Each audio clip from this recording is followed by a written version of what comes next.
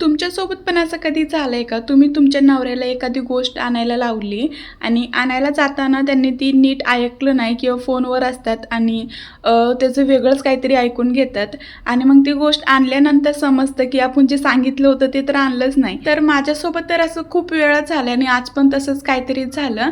आणि कधी-कधी असं होतं की मी ह्यांना काय सांगत असते ना, तेव्हाच नेमकं कोणाचा तरी फोन आलेला असतो. तर मी आज ह्यांना बोलली होती की एक प्लेट इडली आणि वडा आणा.